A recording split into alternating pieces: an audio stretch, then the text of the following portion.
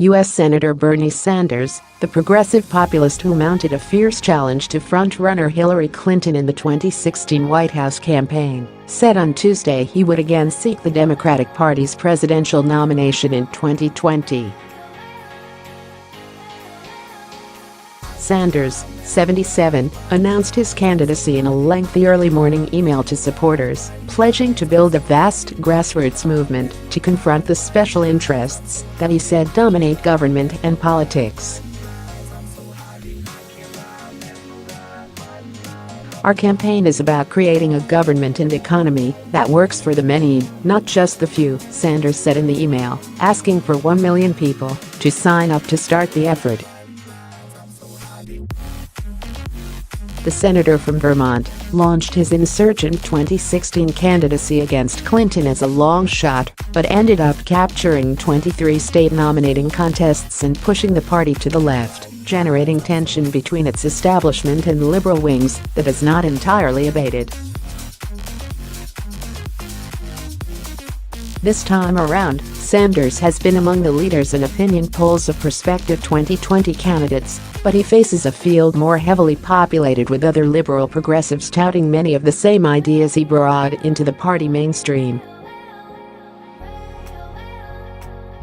That could make it harder to generate the same level of fervent support as 4 years ago.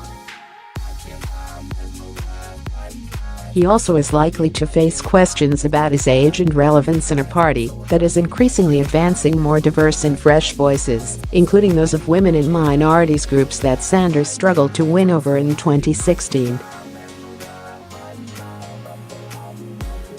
The primaries and caucuses that determine the party's nominee begin in February 2020 in Iowa, and the Democratic winner is likely to face President Donald Trump, a Republican, in the general election in November.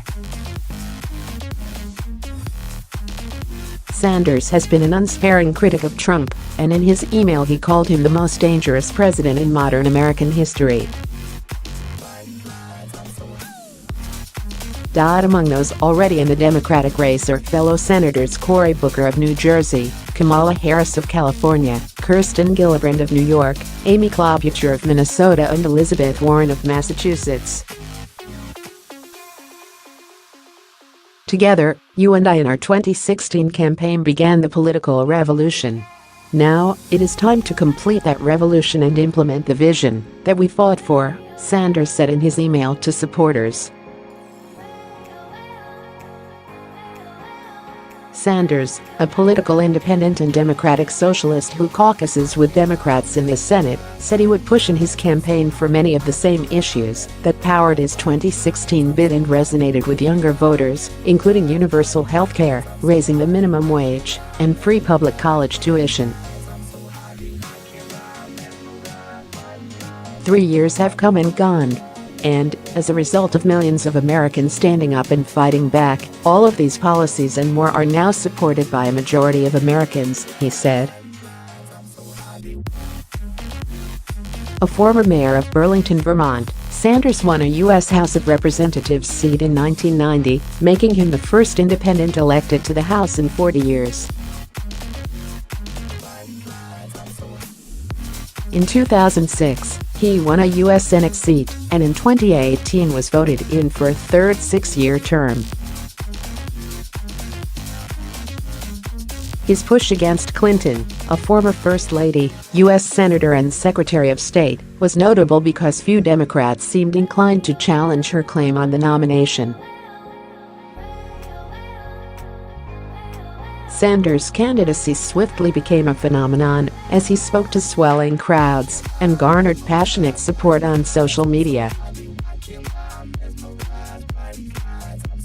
Unlike Clinton, he refused to take money from corporate political action committees or PACs, relying on a flood of small-dollar donations. When he ultimately conceded and spoke at the Democratic National Convention in support of Clinton, some of his supporters booed. At the time, Sanders said his populist platform would